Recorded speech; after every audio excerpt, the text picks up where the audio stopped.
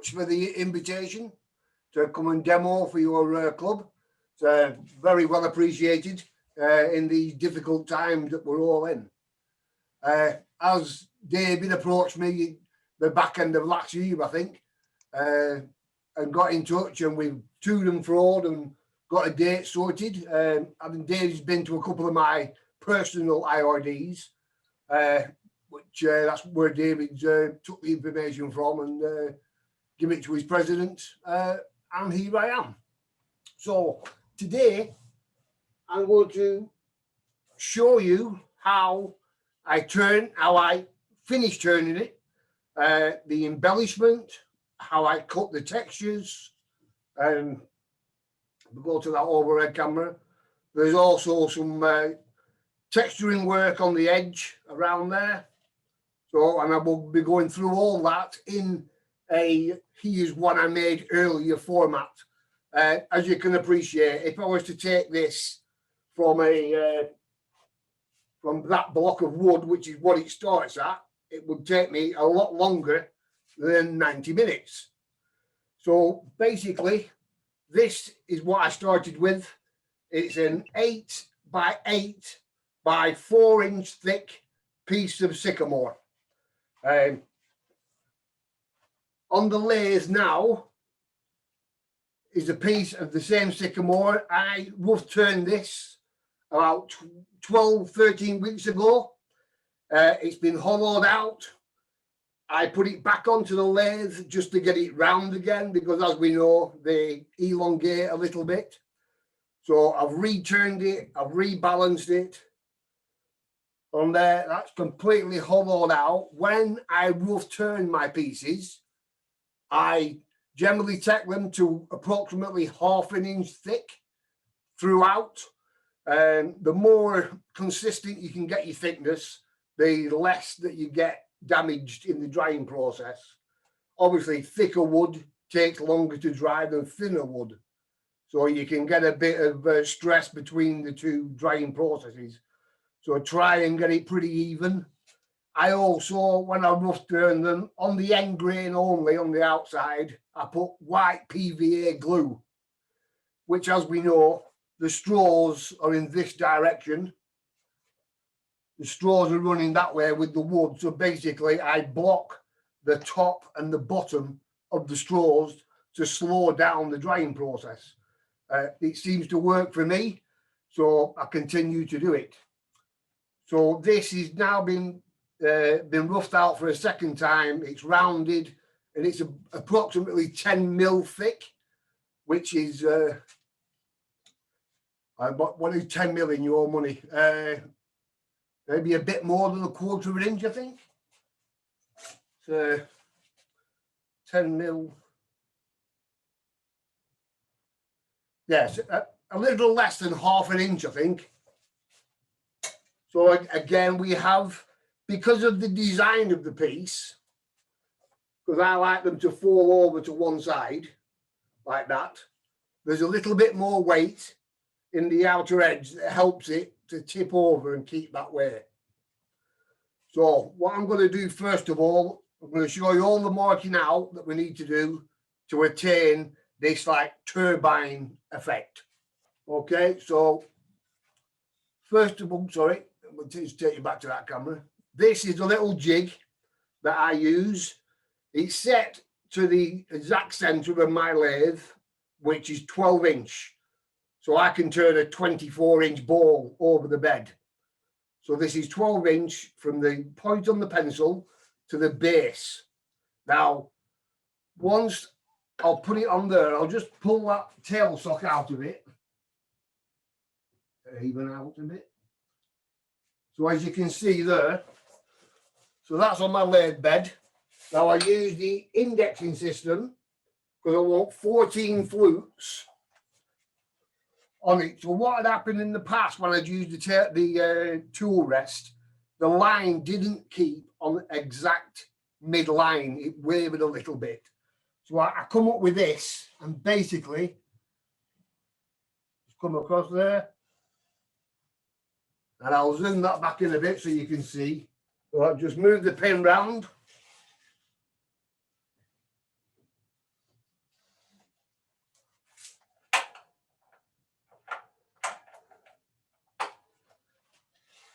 And again.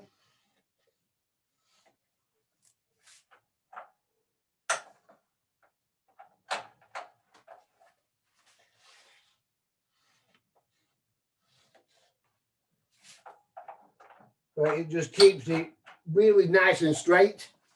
It can also work if you wanted to do it on a larger hollow form or a larger vase. You can go along the side to do your flutes just as well.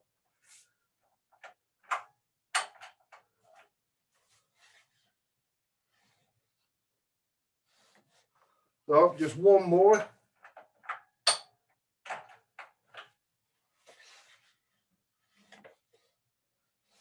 Okay, that's me 14 flutes now. As you can see in that one there, that's a 14 flutes cut. Now obviously at the minute they're straight. So what I'll do, take that out of the way.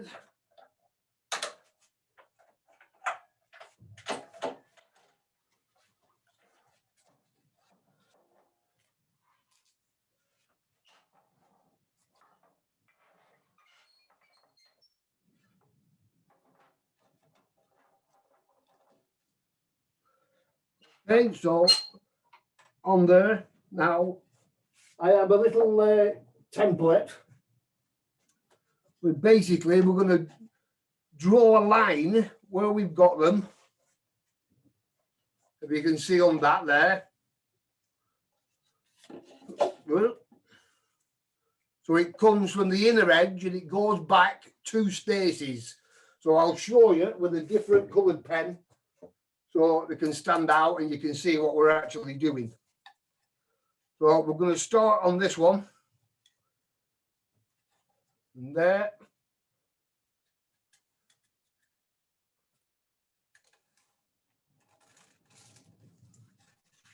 You can see the line. Go on to your next one.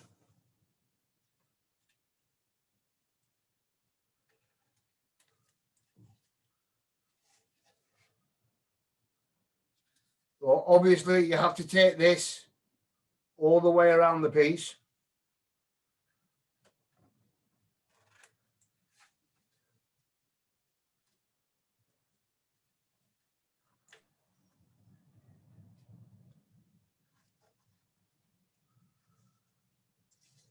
Chris, did I see you using a flexible ruler before? I have used a flexible ruler on the vase or a vase. Because of the shape of it is more curved. Obviously, this kind of template wouldn't sit flat on a curved surface. But when you're working on a pretty flat surface, I mean, there is a bit of an angle to this, but this does the job. Thank you.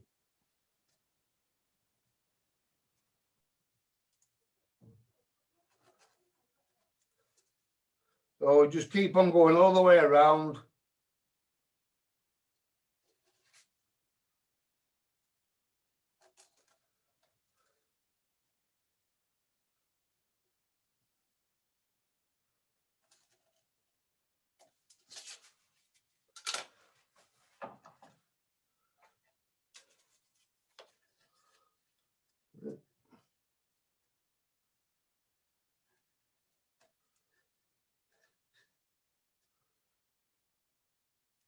And what we use, these curved lines, these are actually the crests of the flutes on the turbine shape.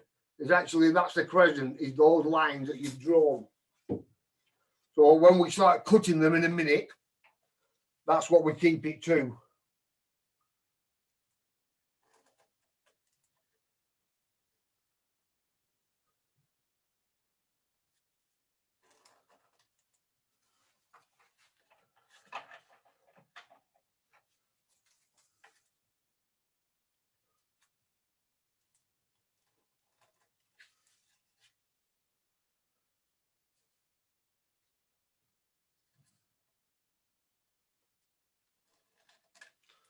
And one last one.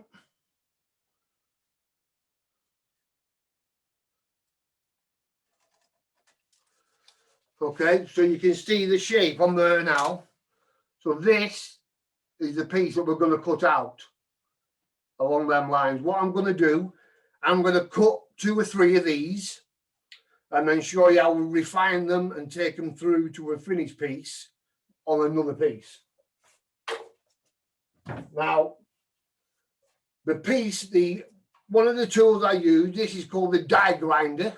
You can get them from, I get them off Amazon. The burr I have in the top is a cut saw rough. Now, this is one of the largest burrs that they do. They are very, very effective at taking your skin off your hands. So keep them away from that. These are very, very good for wood. But if you catch a piece of metal with that, you ruin your burr. It just completely ruins it completely. So keep it out of the way. So what I'll do, I'm just going to put that there.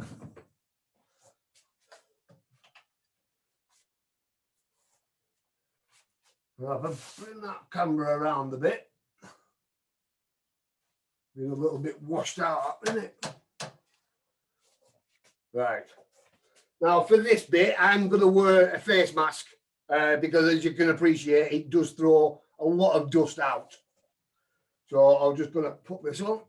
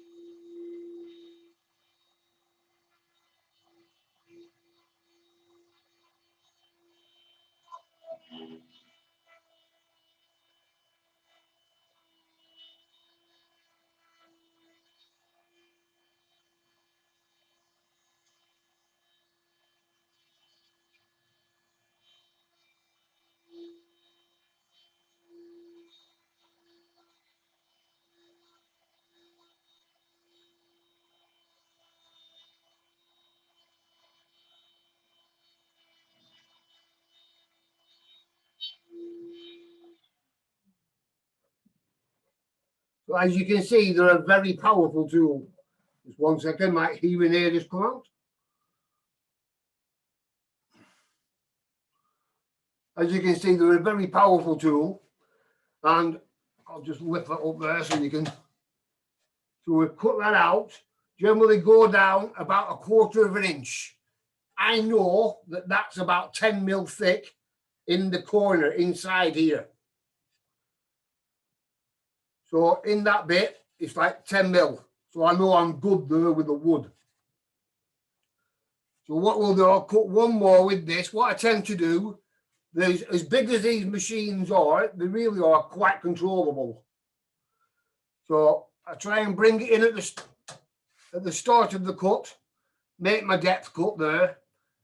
And it really is quite controllable to bring it around and just work your shape.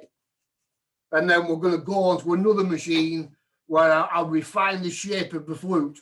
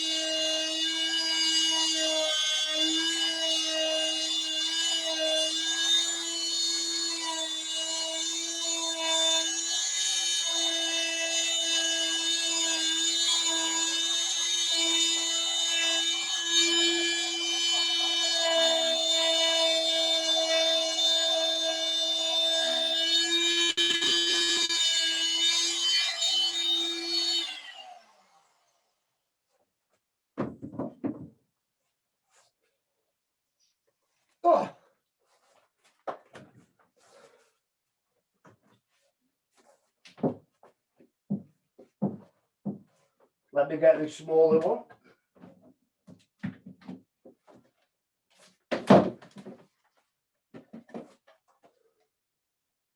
Now this one is it's a smaller Dremel-like machine. You can see on the burr there. Again, this is a burr from Kutzall. It's a round ball, and this is an extreme one as well. It gives quite a nice finish, but it does remove material quite quickly as well.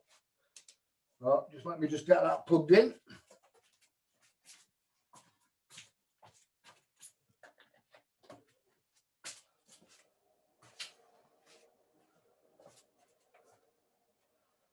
So what I do with this piece now, put on there, you should be able to see that in the middle.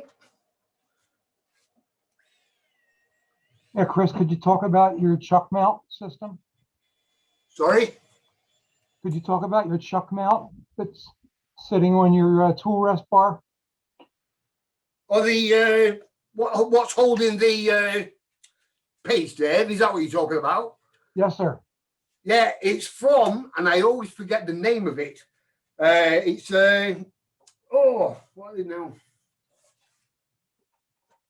It's from a New Zealand company. True Grind, is it? It's actually what's called a carver's clamp. And what it does, it can allow you to move your piece and orientate it into many positions that you want. And you twist it round on its axis. It comes right out of the bar like that. And it just locks it all up and it keeps everything in the area where we're working. So I will try and find the name of it as well. I think Hope Wood Turning, they make one in the UK. I'm not sure about in America. You're right. So I'll take this one, and we're just going to refine where that we want to try and keep that pen line there.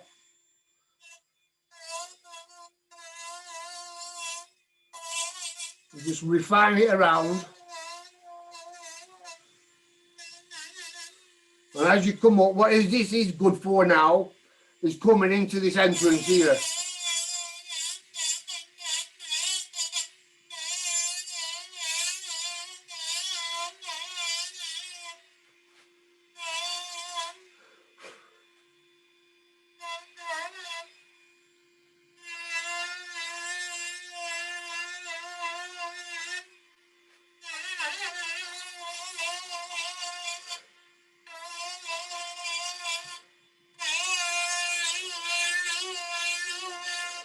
The small ball, this is the 10 millimeters, so again, under half an inch size, and it nicely shapes that entrance of the flute there.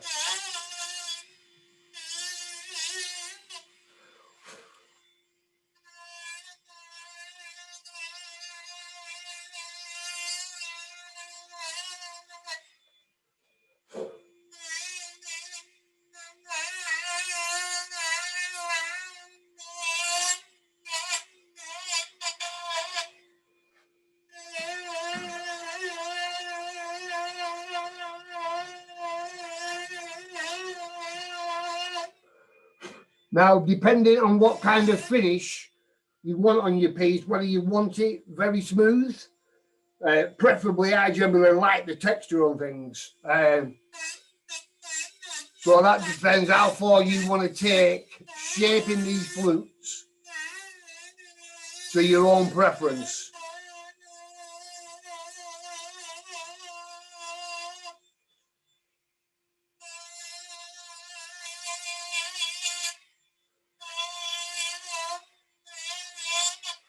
So just when you're happy with that flute shape,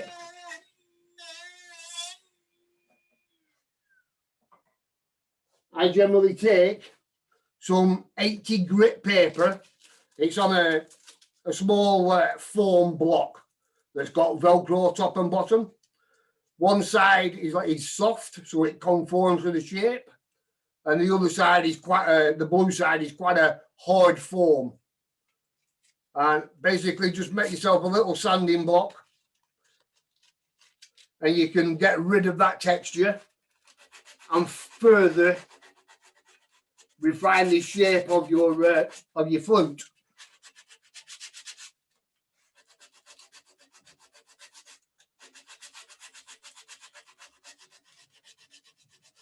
You can then work through the grits if you want to, up to 180, depending on what type of finish you want on it.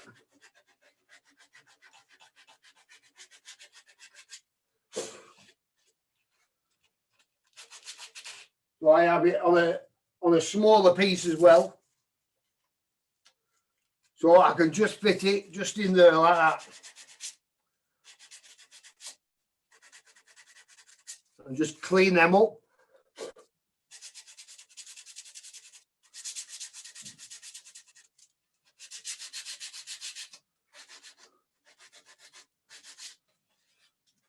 And you then carry on all the way around your piece, doing the same thing onto all of your 14 flutes. So I'll just refine them a bit more.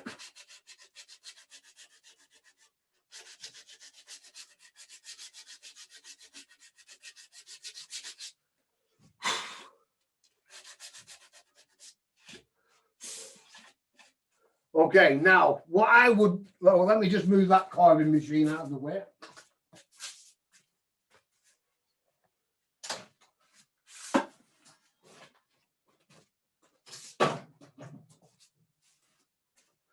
Now, once all 14 flutes have been carved, I would then spray it with black matte acrylic paint.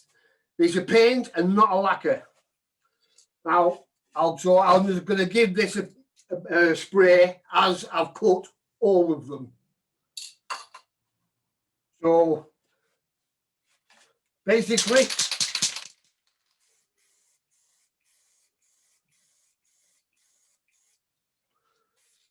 because of the shape of it, you sometimes have to move it around a bit to get the black, to get it covered.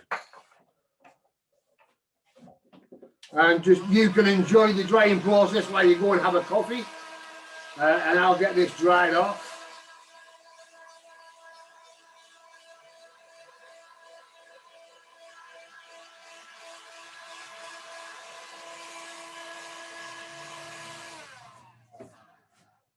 Now, when you've any finishing that you're putting on, it's always better to put thinner coats on instead of one big heavy one. So I'll put a coat on, and because this is raw wood, it will soak up a little bit of the paint. So you can see there's a bit of fade in there. So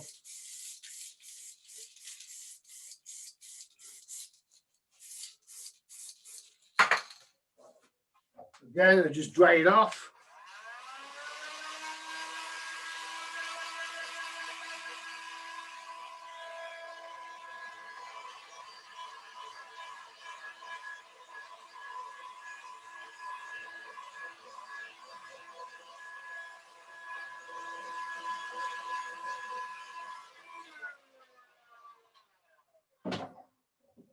I remembered the name of the mount is the Pro Mount by Woodcut Tools. So that's who they are. It's a Pro Mount, but it's actually a carver's clamp. Okay, so once that is dried, and that hasn't,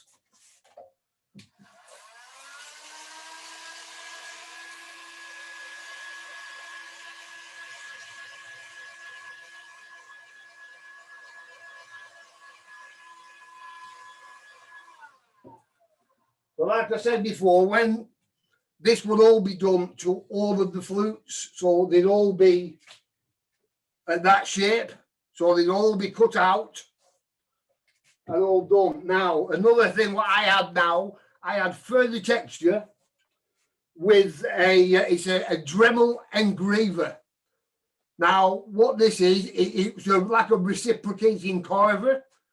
In the end of it, I just have a rounded over nail. It's not sharp, but what it does, it batters the wood repeatedly. So what we need, again, this is quite noisy, so, but it should cancel the sound out. So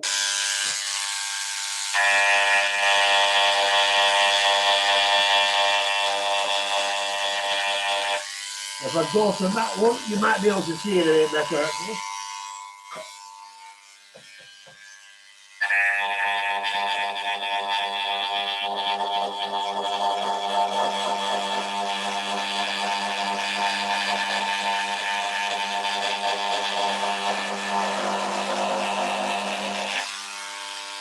So you can see the effect there.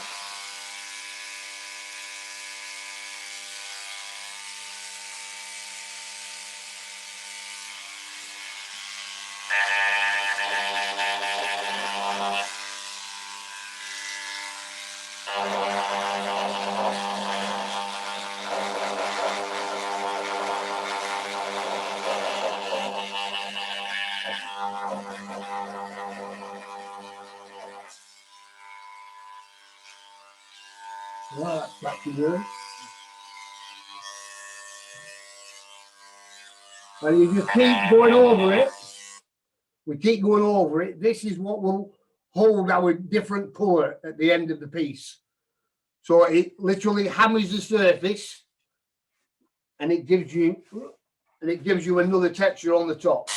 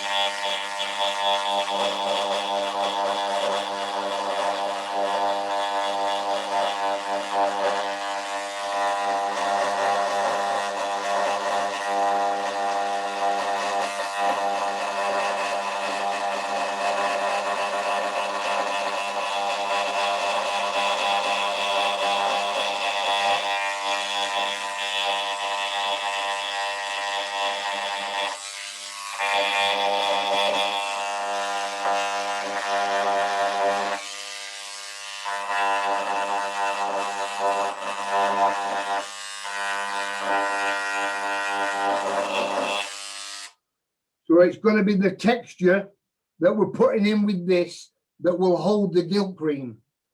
So the more dense you put in it, the more colour it'll hold. So that's the texture on there, and you can see it. You can see it's like a hammered effect finish it gives you. I'll just grab a quick drink at that. So while you're drinking, Chris, is that tool a rotary tool or a hammer-like action? It's a reciprocating. It's actually a Dremel engraver, and that actually it does not short. It just Yep. I think it's about 1,250 beats a minute or something like that. So it literally just hammers the surface of the wood. Thank you. Sorry, Dave. I just said thank you. Okay. Is there any questions there? While I just clear my throat of that dust? No, no.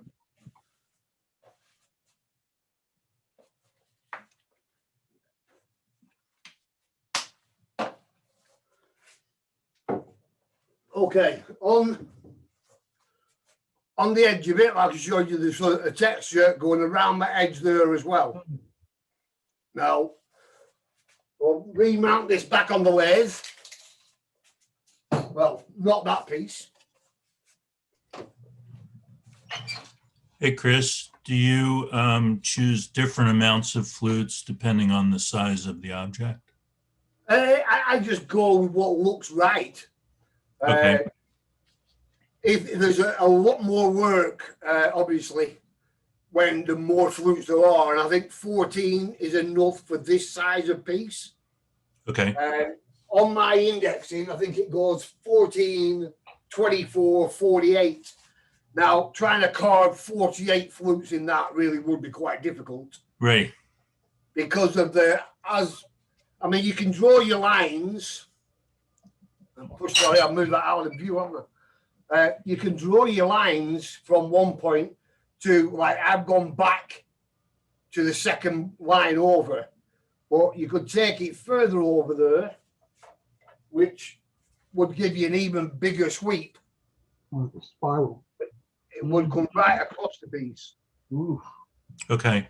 So those would get thinner as well, I guess. Yeah, yeah.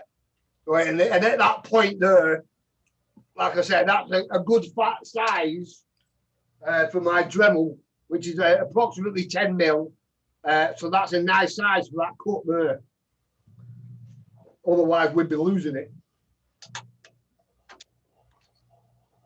Oh, so like I say, so that was the piece that we've done. Now here, there is a piece that I've done all of that on, but on all 14 flutes. So as you can see there, but I've done it on all 14 of them as I've worked my way around. So let's get this in the lathes.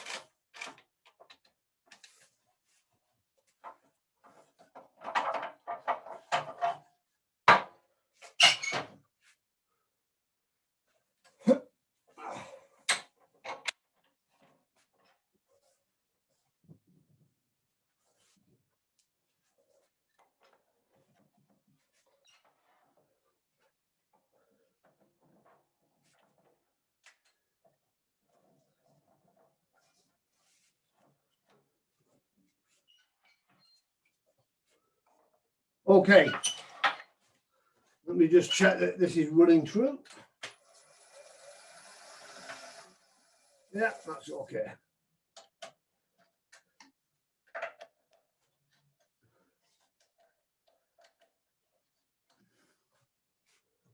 Now, depending on how nice the piece of wood is dependent on what I do to the side of the piece.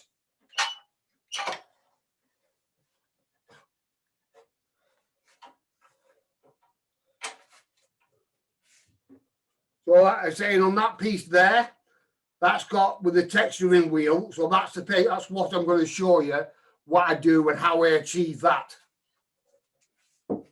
Now, the size that I found works well.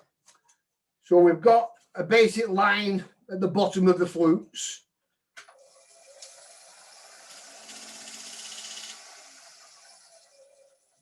Which is about there. So that gives us where the bottom of the flutes are. So I've marked that on there. Now I mark on 15 mil, which is half an inch. There.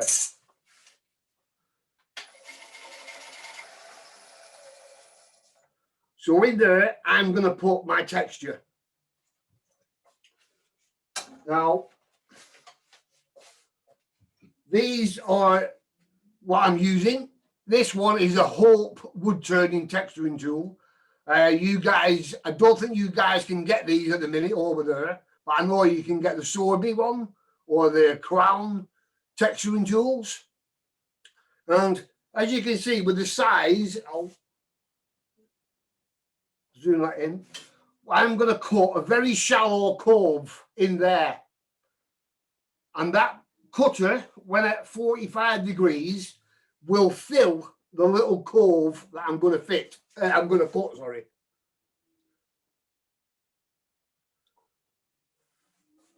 So it's going to be over there like that, and that'll fit in nicely. So just take a 1/4 inch ball gouge. Chris, is that sidewall 10 mil? There's a what, Dave? The sidewall on the inside, is that 10 mils as well? Yes. Yeah.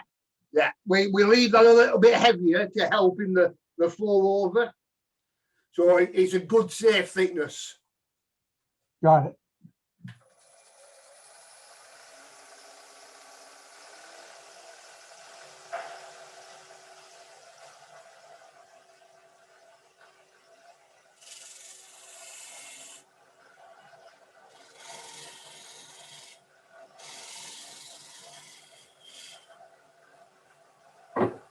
And I take a 1-inch negative rate scraper, and we're just going to nicely level that cove out.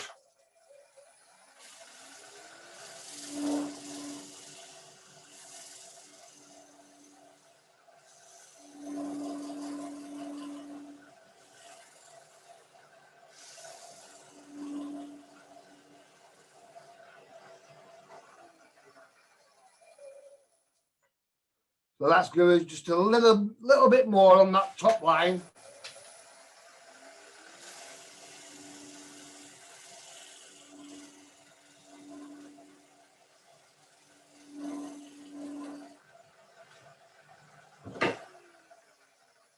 So the pitfalls of using these, if you make that too large, you end up just with texture in the middle of it. If you make it too deep, you end up with texture on the two outsides and it misses the middle bit, which is what you don't want. I'll get what a piece I've just, when I was doing the practice one, because it's not been coloured, it will stand out. Now that is what we're going to cut. So as you can see, it's a very shallow cove, about 2 or 3 millimeters, that's all. But the cut nicely fills it from side to side and down the bottom.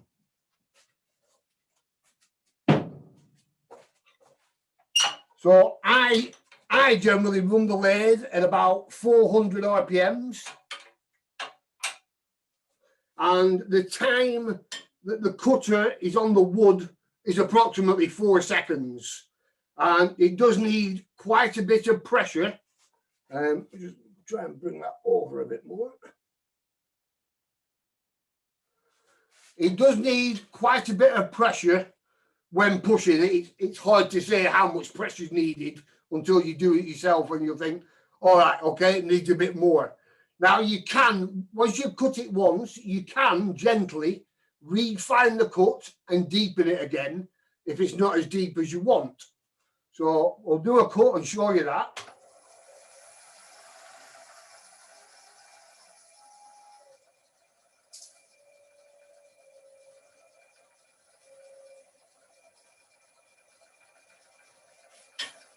So that's running at 400 now.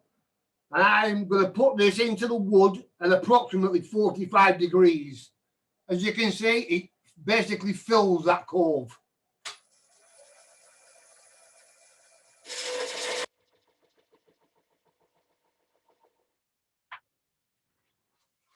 And it gives you that.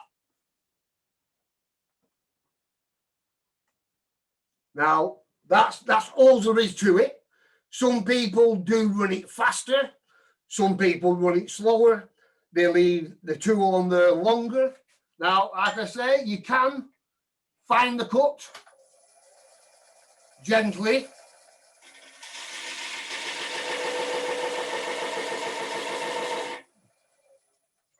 And it can even take it a bit deeper if you like. If you gently let the cutter find the cut, find the grooves, it'll be okay. If you just push it in hard, you'll make a mess of your texture. Now, if you wanted to take this texture further, you could basically, you turn it the other way, and then you'll get what is like a crosshatch on your piece. Now, I shouldn't try that because that's good at the minute and I don't want to ruin it.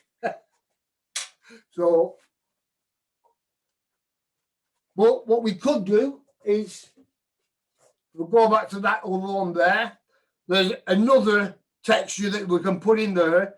When I always put my lines in, I always put them in after the texture because it's very difficult to get the texture to fit the lines. So I make the lines fit the texture. So that's just done with a point tool, so a 3-pointed tool. So we can speed that back up.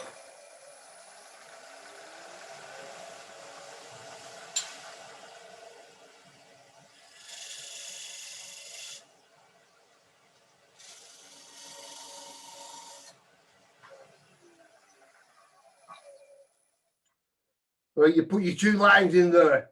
You can put another line in. It's entirely up to you. It's your project. But on that one, we could fit another one there.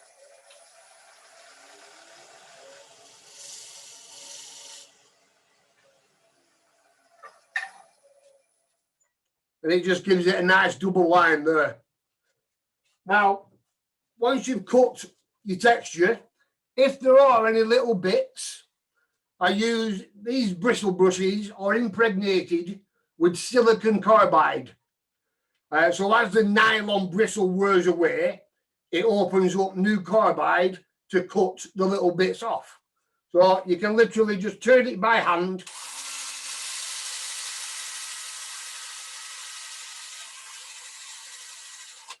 And it gets any fluff out of there that you want. And that's nicely cleaned that up now.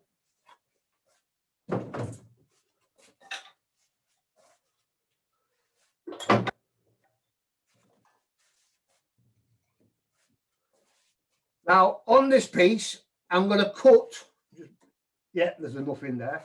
We're going to cut in there at,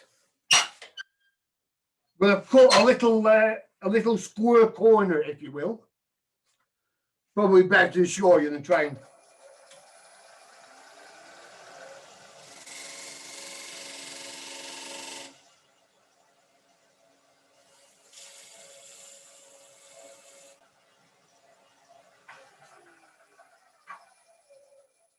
So the little shoulder on the top there is like 90 degrees, the same as your bedways. So that's nice and parallel with your bedways there. What we can take the texturing tool again, the same one. And what we're going to do, I'm going to put it into that 90-degree corner that we've just created. And you push it in quite hard. Not that hard that you push your piece out the chuck and bust your chuck, bust your tenon. So again, we're going to go for 400.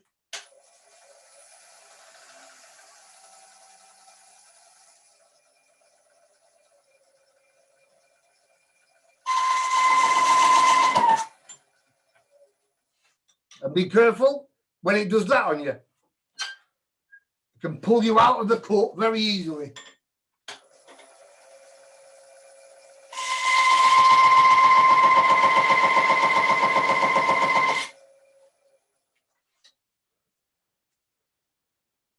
If I just zoom that in a bit,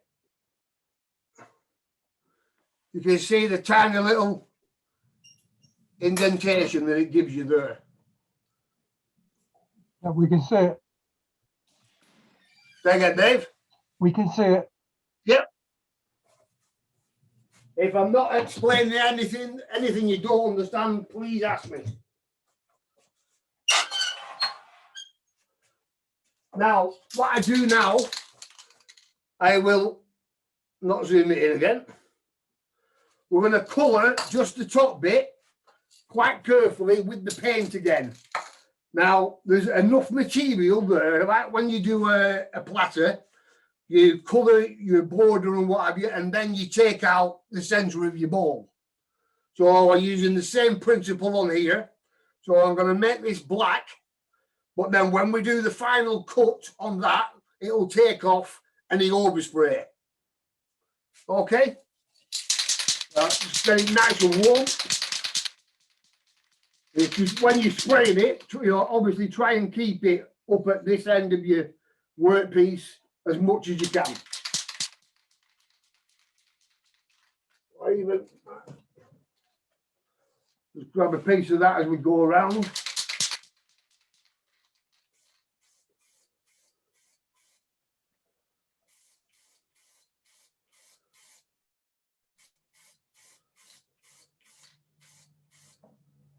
Again, sometimes with the texture, you have to hit it from different angles to make sure that you capture all of your texture.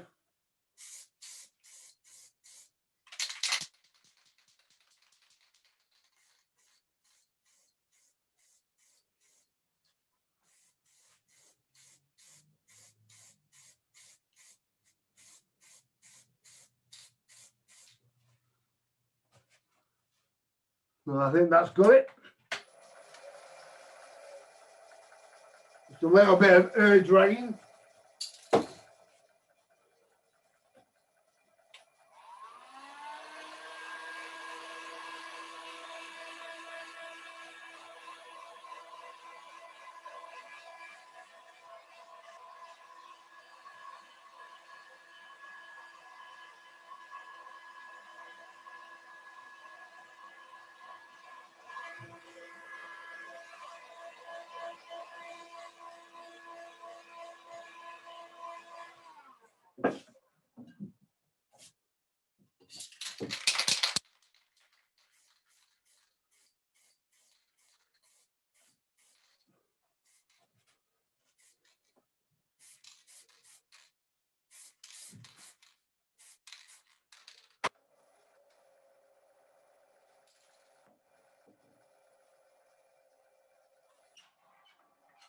And again, just let that just dry off.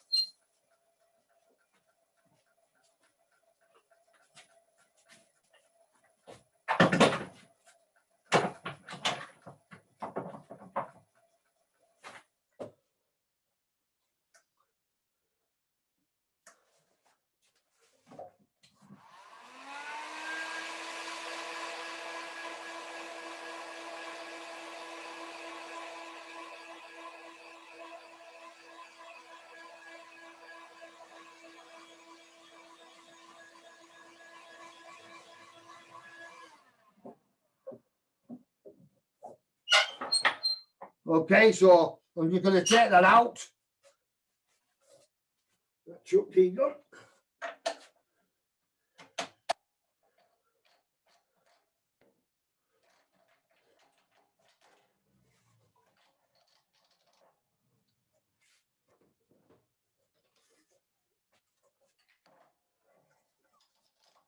Now, what this, guys, this is over here is a new design of the old pinch hook.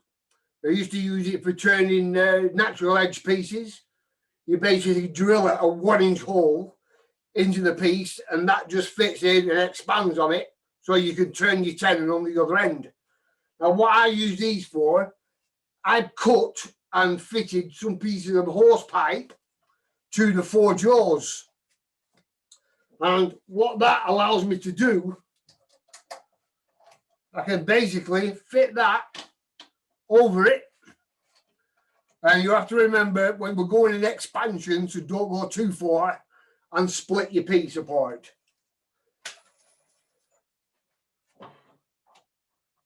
So just bring the tailstock up.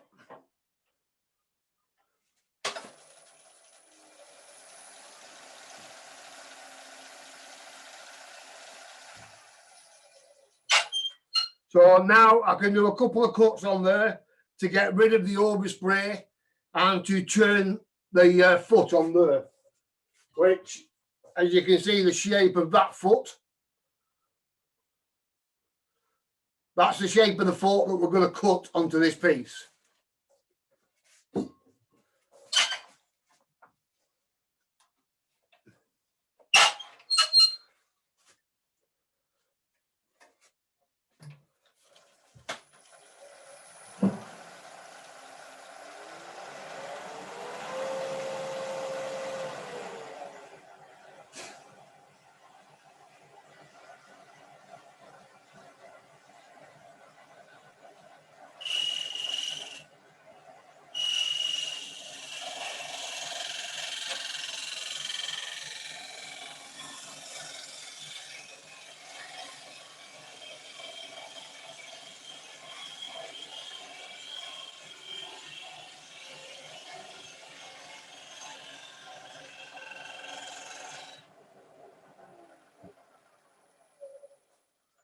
And as you can see, it's nicely clean it up there. Just put a quick groove in there. Well, I'll put my punch on now.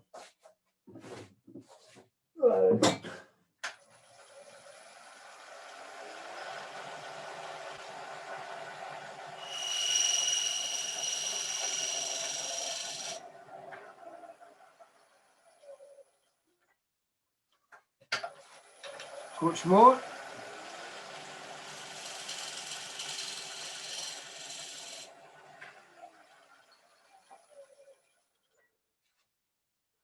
So you can see there, oh, just that nice, just clean cut there. Just finishes it off and just separates the texture from the white wood. So we're going to take the tenon down now.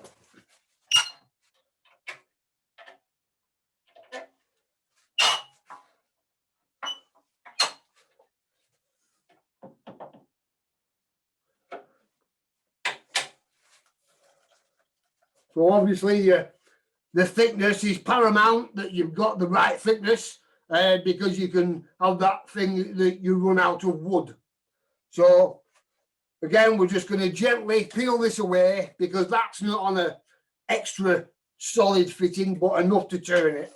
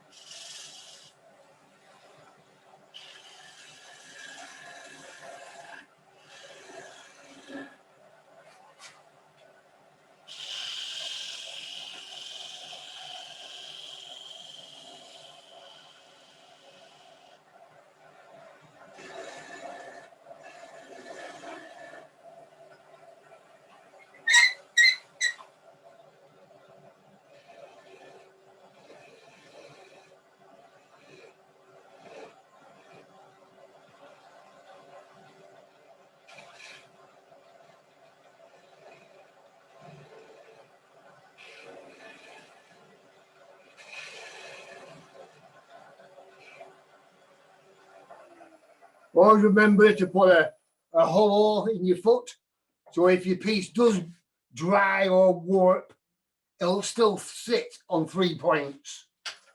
Just tie that up a bit.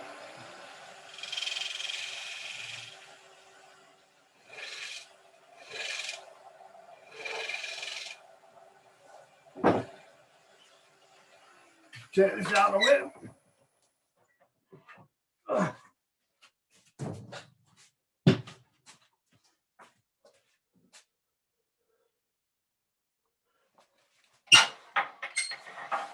So I just take a 180 grit.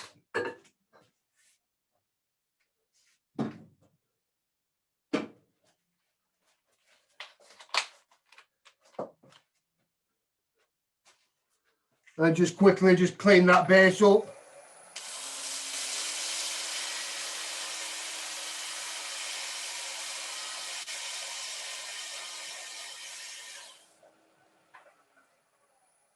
Battery just died.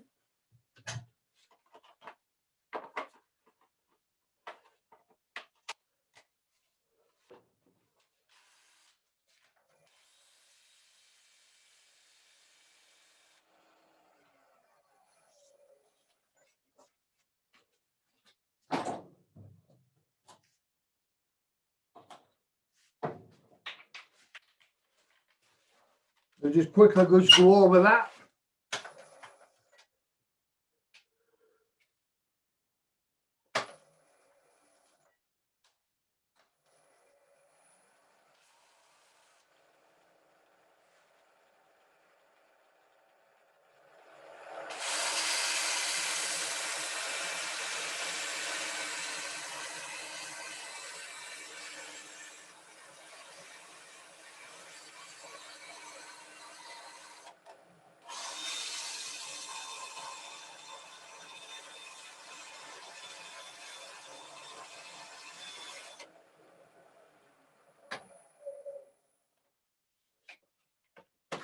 So obviously when you're sanding, just be careful when you're coming up to that edge there.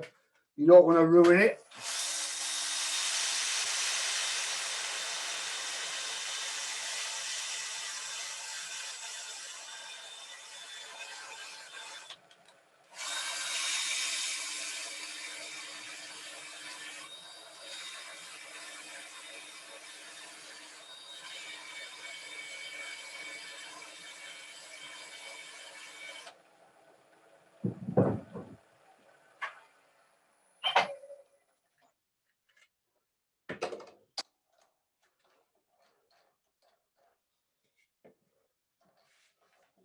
out of the way.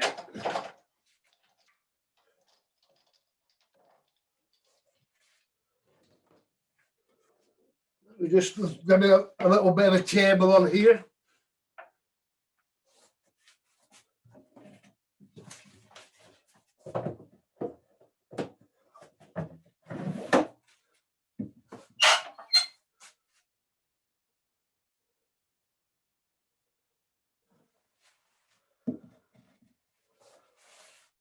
I'm just going to move that out of there because I can't see. Okay, so just grab a seat.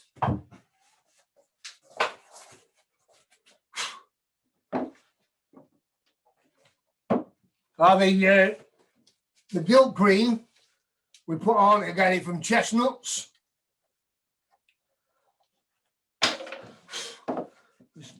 There's some dust off there.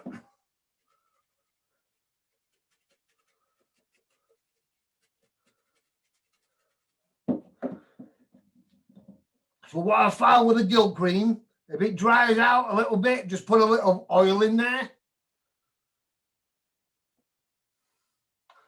Just get it, you don't got any lumps.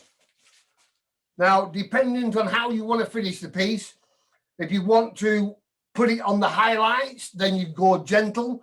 If you want to put it into the texture, then you push it in. So you could use a little bit more of the cream.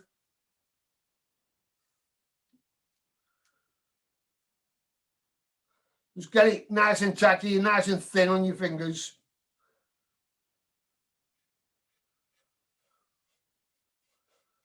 So what I'll do, a heavy one first.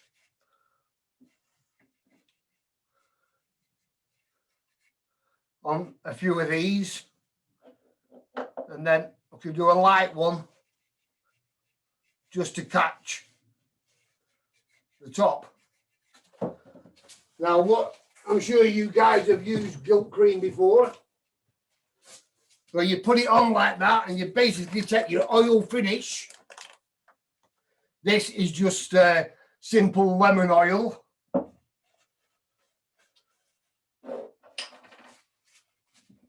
Let's get it on your rag.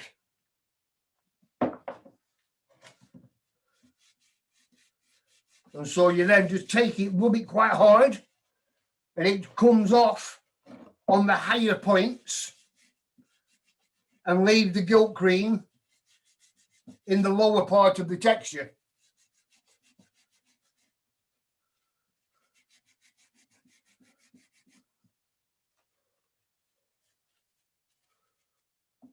Just a little bit of oil, it just helps to remove it and lubricate the surface.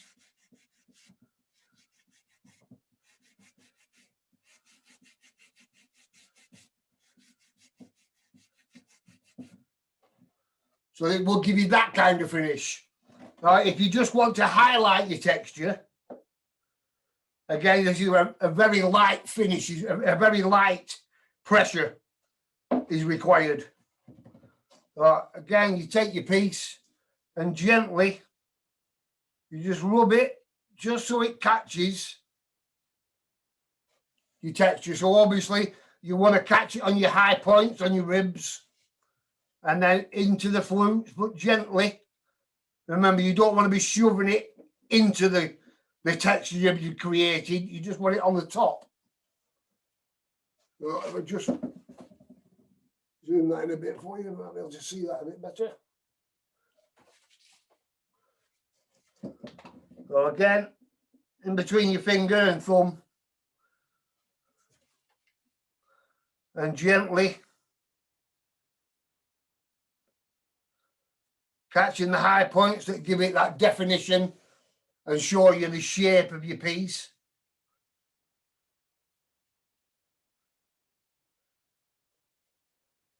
And then just gently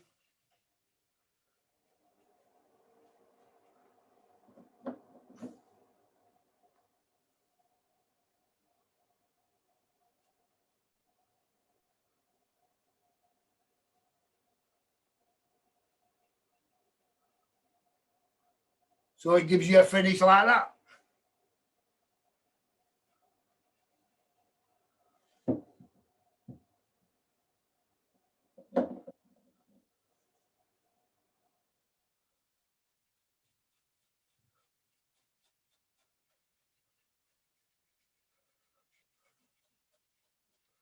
And you can just continue on that fashion.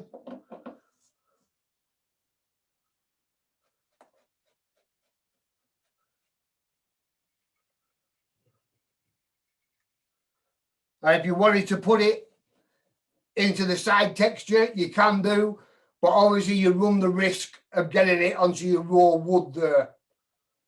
So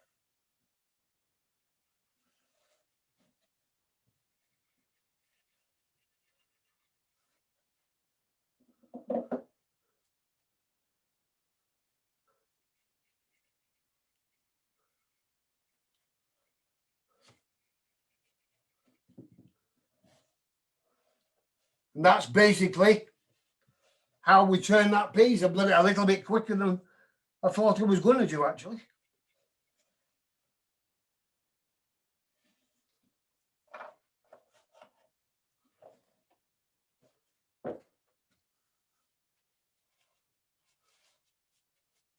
And that's basically how that piece is created.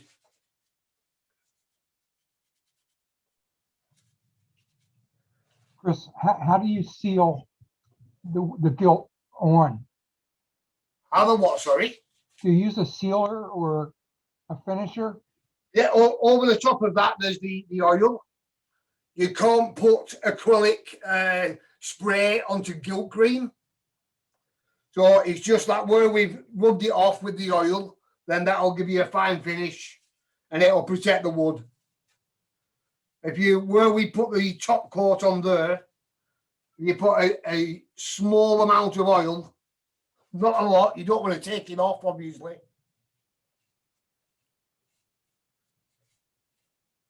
And it really makes your piece brighten up. And it's just a light finish with the oil, and that'll be suffice. What you could use if you wanted to put a shinier finish on it, you could use paint in like a dry brush. I don't know if you've ever heard of the dry brush technique. And basically with the dry brush technique, you put a very small amount of paint on your brush, and like I did, just flicking it over the top of the texture. You do the same, but it's with acrylic paint, which you can then put a hard shell finish on it, like a gloss lacquer or a matte lacquer finish, if you like. All right. So we did have a question, Chris. Yeah. About the design of your template. How did you determine that curve? Before I made the little templates, I was actually using a pair of calipers like that. And it was just a nice curve. So I just thought it would be easier to handle a small template. So I just went for that shape. That was what was needed for this job. And I just went with that shape. All right. So that's basically how it came about. It worked well. Yeah, thank you. Do we have any questions for Chris?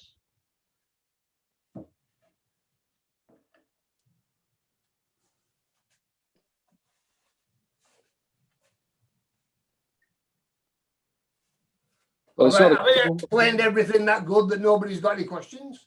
well, I've not got a question, but I just wanted to let you know I was born just north of you, Morecambe, Silverdale. So even though I'm over here, it's been great listening to your accent. It makes me feel like I'm back home.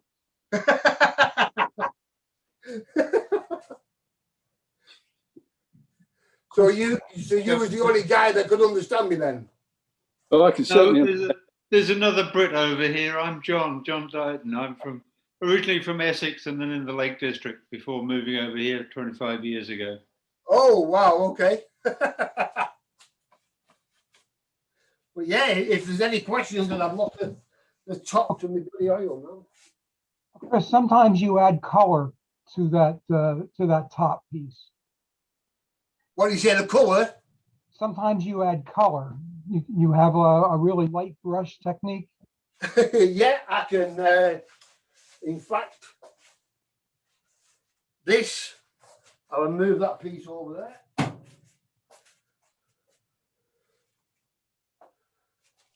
This one is done, and I'll just zoom out a bit with that. And that is a similar piece. This is cut with an Orbitec. And this is a copper acrylic paint. And essentially, just let me find the brush. Can't find the brush.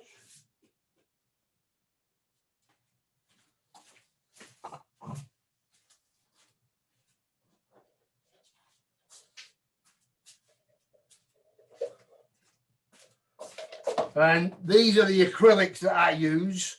They're from Joe Sonia's. Very good paint. We'll just put the top on that. Now, this is a white. I'm just showing you as an example. But it's a pearl white. And you would put it on your brush, and you would literally take it off your brush. So you virtually have nothing on there.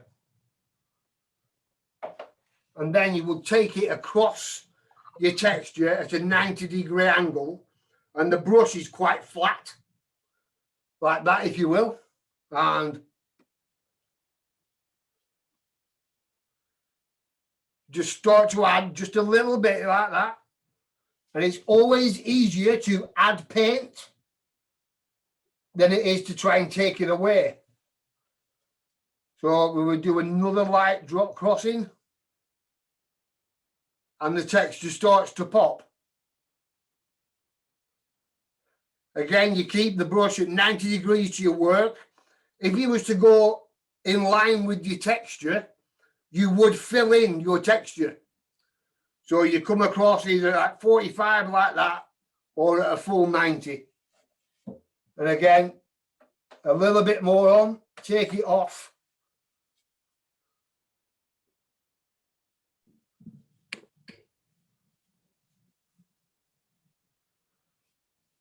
So the thinner that these lines are, obviously the thinner your paint lines are.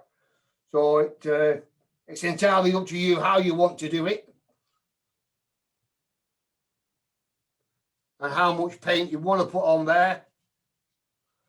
It generally works better with a darker background in the texture. That adds to the whole depth of it.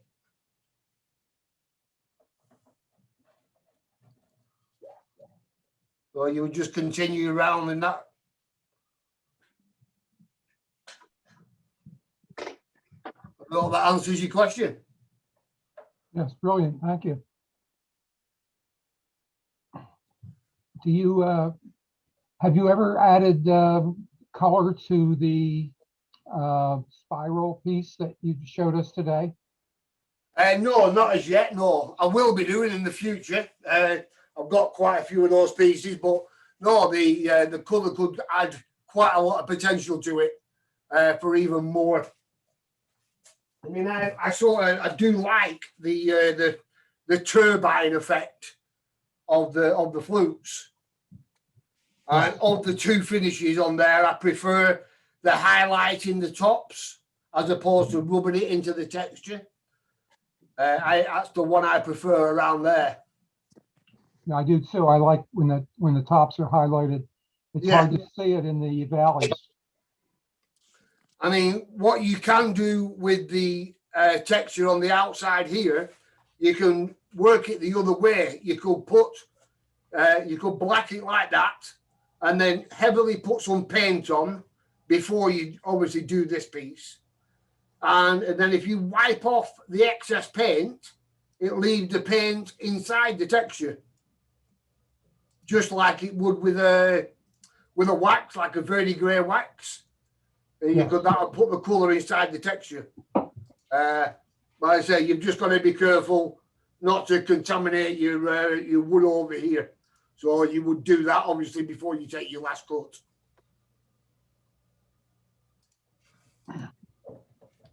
Chris, do you have any other pieces nearby you could demonstrate?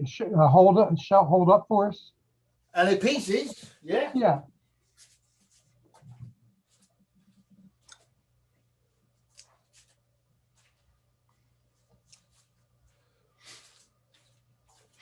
I did where's that red one gone? This is a say, let me just move these.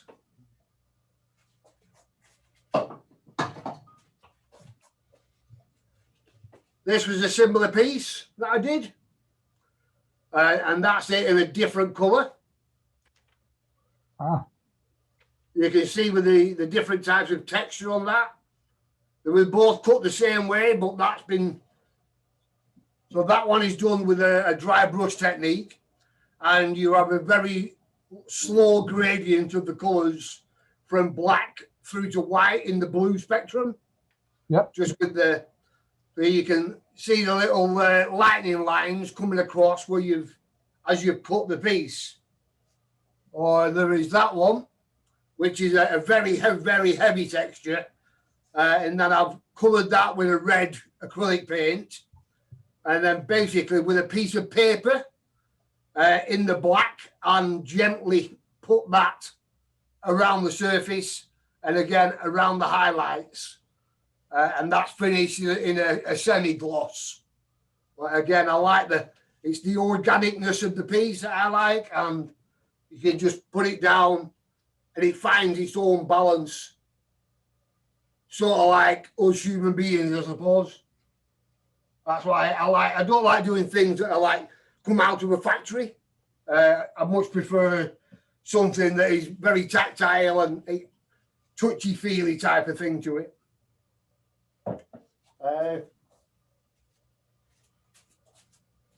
they're beautiful pieces. Chris, can you show the tool that you used initially for the carving? Yeah. I didn't understand what that tool was about. The label is on that? That one, Dave? Yes, sir. Yeah, that's it's a die grinder. You can get them off. You can get this off Amazon. They're very cheap. It's about £30, so it's about $15, I think. And that's a cut saw burr. Very good. Removes it, and it's only 370 watts, so it is quite a controllable piece of equipment. The smaller one that I was using is that one, which is like this is actually what they used to be used as a dentist drill. So this actually runs at 45,000 RPMs, and with that tiny little burr in there, which is what does the cutting. Very controllable, and there's virtually no noise associated with it, which is very nice. So you can use it over quite a long time. All right, thanks, Chris. Yeah. So what's your story? How did you come upon turning and then getting into embellishment? I suppose. I mean, I actually picked a gouge up in 1986, which is quite a long time ago.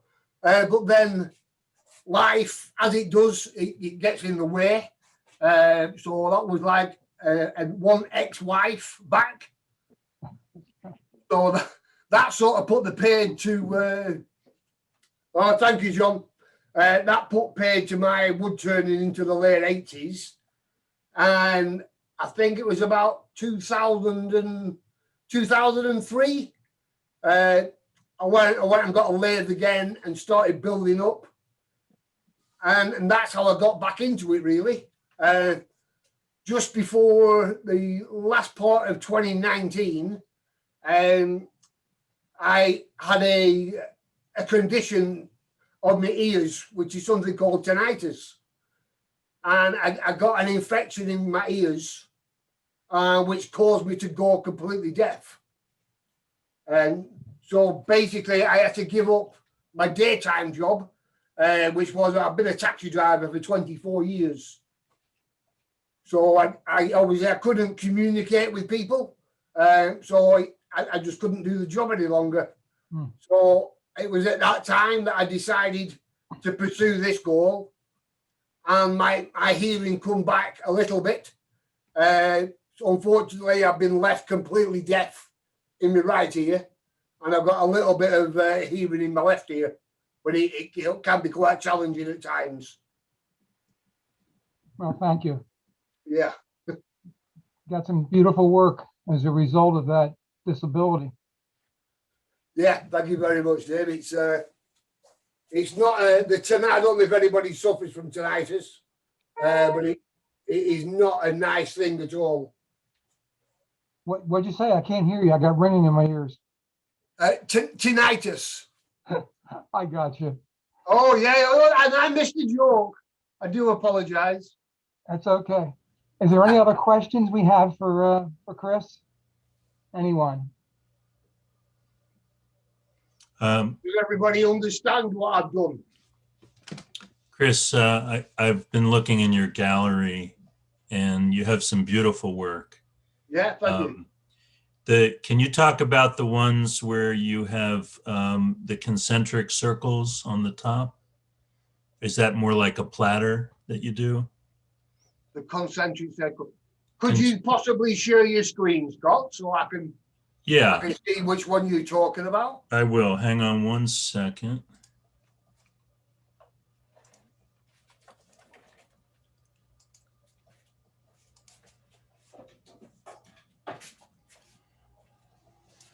Oh yeah. So I really love these. You have a couple of these, and I was just wondering how you do those.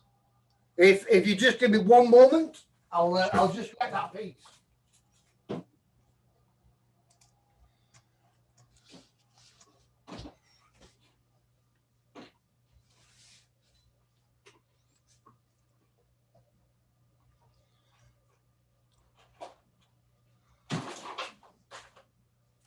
That was just in my other wood store, sorry.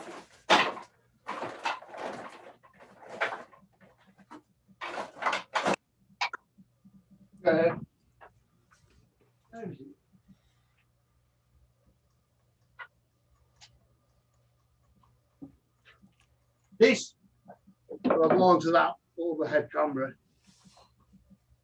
That is essentially one of the stages in making that piece. So are you using the indexing system that I showed you before, and using the pencil working, using this, you mark the lines on the piece and 3 circles. So then when it's all fully drawn out, it's like that.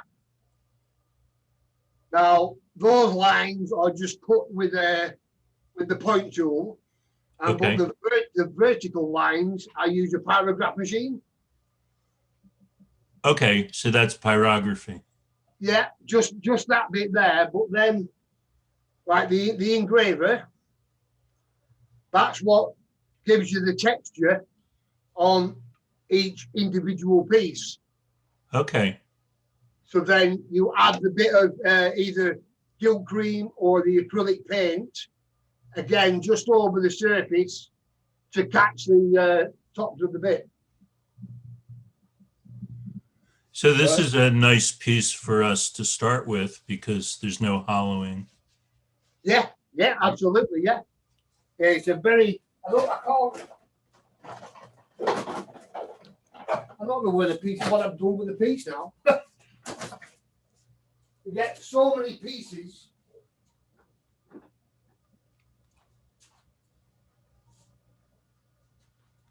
So I can't bloody find it, I'm afraid.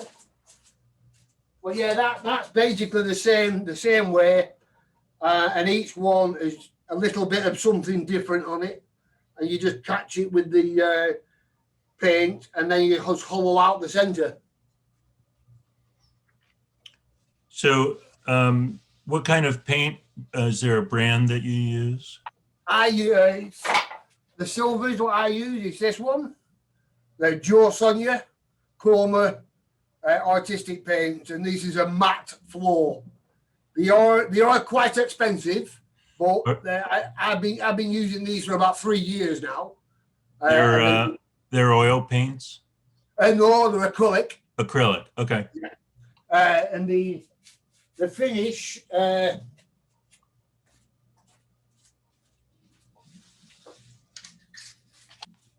when I use the acrylic paints, you go with an acrylic satin finish is what I use.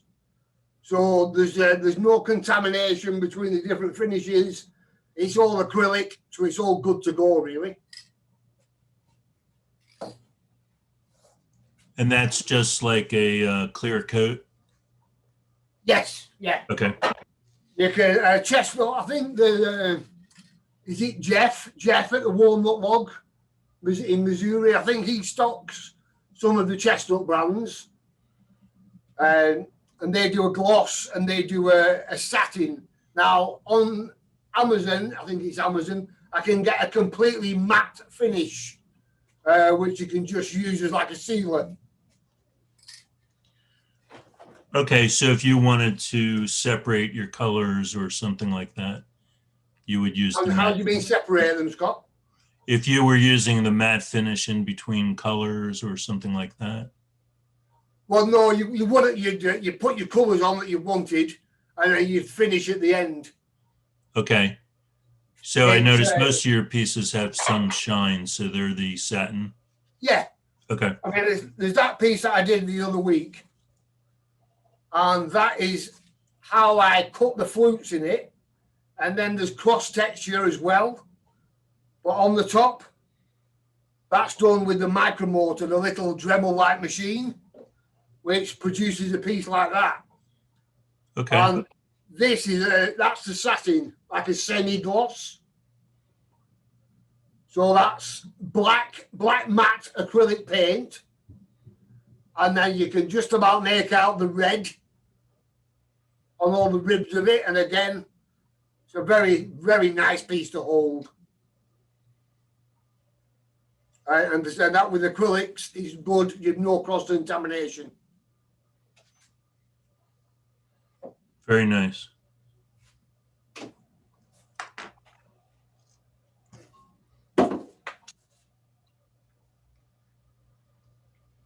Okay, so if there's no further questions for Chris, I want to thank you, Chris. Thank you. It's beautiful work. I love it every time I see it. Never fails to please. Okay, guys, thank you. Hey guys, You wanna move on to the 50/50? can I just say, if folks, when they do leave, if you want to download the chat, you can do that at the bottom right where there's three little dots. And if you click that, you can save the chat. You'll see that.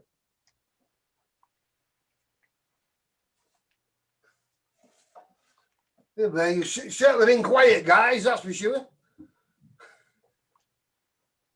It's a quiet group. Yeah, taking it all in there. That was really great though, Chris. I appreciate it. Oh, you're more than welcome. I hope you've enjoyed it. I hope you've been able to take something from it. So I'm not used to being at somebody else's meeting, Scott. So do you want me to just leave and you can carry on your own meeting?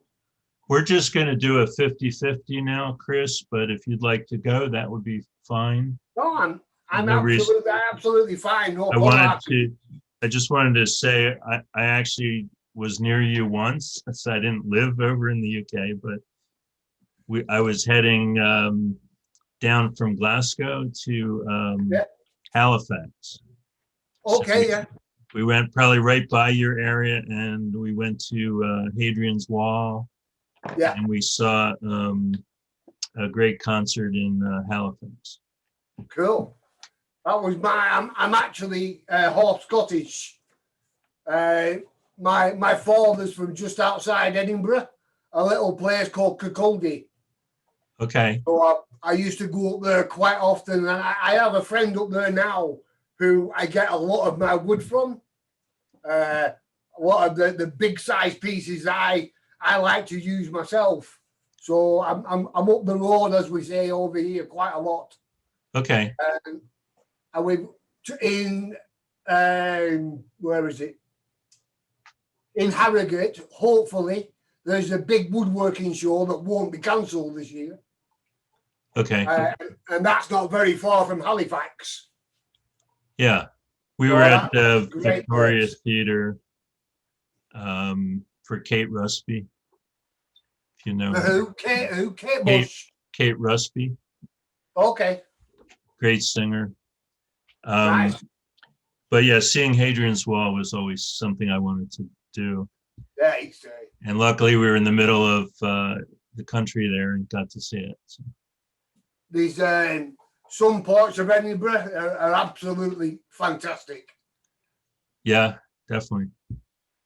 The up there when they had the plague, the big black plague, at the bottom, they basically brick people up into their own houses to stop them from contaminating other people. I never heard that. Yeah, and it's very dark, very macabre. Right, it was quite good. And if you go into they have like a museum up there, and it's talking about some cannibals. Huh. Yeah, and this was like in 400 or 500 years ago, Wow. and it was a very, very good story, and they had live actors, and it made the hairs stand up on the back of your neck. Wow. By the way, for those that might want to visit England, then they stopped doing that about 10 years ago, so you'll be all right. Yeah, That's okay. You can go see the Jack the Ripper stuff in London, so don't worry. Yeah. But if you ever get over there on that similar theme, go to York and try the Jorvik Centre. That's pretty good. They've authenticated the smells of what it was like being living in those times. So thoroughly recommend it. I've got a fire engine going by. I'll go on mute. Wow. So what do you guys like turning then? It's a mixed bag. Everybody does different things. Yeah. We've had some really great demonstrations, which is kind of the good side of the pandemic, I guess, is we got online. We got to watch people. We've had Michael Kays, John Beaver, Rudy Lopez. Oh yeah. Yeah, it's been really great. I mean, you get to see how people work better than being in a room with someone. You can't really see that well at the symposiums. Yeah, when I've talked to some of the English clubs who have got onto Zoom, not all of them have. Probably only maybe 30% are actually doing Zoom meetings. And I always ask them, and they say, well, we speak to the other clubs who are not on Zoom, and they say, no, we want to see them in person. They said, but do you have a screen? Oh, yes, we've got a screen. I said, so you're looking at the same thing then? Because when you're in, like you say, when you're in the symposiums, yeah, you don't have a camera view like that, do you? When you sat in a seat. No, you can't see much. No. So, and then they go, oh yeah, why didn't we think of that? So it's great. It's great to come up and meet the artist and see the pieces, but watching the work is not as good as in the Zoom. I agree. Yeah. Yeah. It's I mean, for you guys to ever see me, or ever for me to ever demonstrate to anybody in America before this year, I would have had to come over there. Right. So it's just opened up so much possibilities. Right. I'm just as much for the American demonstrators demonstrating to the UK clubs. Yeah, we've been watching Theo Haralampu. Yeah. From Australia. I've probably seen a dozen of his presentations in the last few months. And it's great. I mean, how often would we bring somebody in from Australia? Yeah. It's just, literally the cost of it is just the demonstration, isn't it? Yeah. Whereas like when I'm demoing in the UK, we've got the mileage that I get paid for going there. Right. And if it's a very long way, and we've got a couple of clubs together, they help pay like 50% of my stay over fees. Right. But like now, it's so much easier. It's like, it's 200 quid, that's it. Right. And it How just long have stops you it. been doing the online? I've been since the middle of last year. Okay. We So got on, for our club, we got on as early as April, I think. Okay, right. So it's That's good. almost a year now that we've been doing this. There is only, I think there's only one club in the UK that's been on as long as you. Well, we were lucky because our neighboring club, about an hour from here, they figured it out. And we just, we just asked for help, and they were really gracious and got us a lot of help. Cool. Tom Sloan is actually on with us today, but he and another fellow there, Joe Nesselrode, really helped us, and we got on pretty quick. Good. So it's been great. I mean, I had a club that I was due to give a demonstration to, it was Huddersfield, which is in Yorkshire. And the club secretary rang me up saying, I'm sorry, Chris, but due to COVID, we have to cancel. And I said, well, are you doing Zoom? And she said, no, we just haven't got the facilities. And I said, well, I do know that the AWGB, which is the same thing to the AAW, Yes. they was giving out cash grants to clubs to help them. And so she contacted them, and within 48 hours, she was back on the telephone. Chris, we're all ready for a Zoom demonstration. And do it. So she said, I didn't think it was going to be that simple. Right. Again, nobody had asked the questions.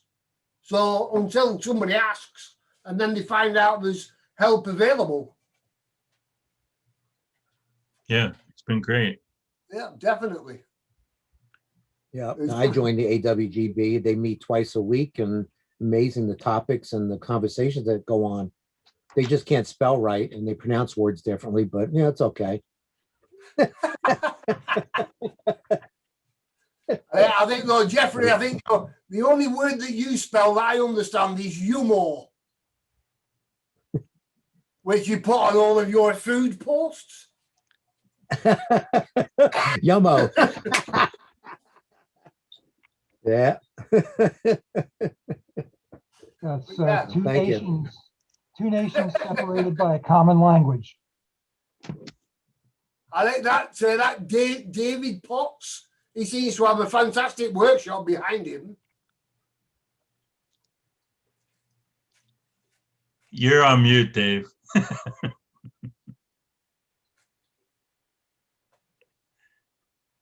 Click the microphone icon, Dave.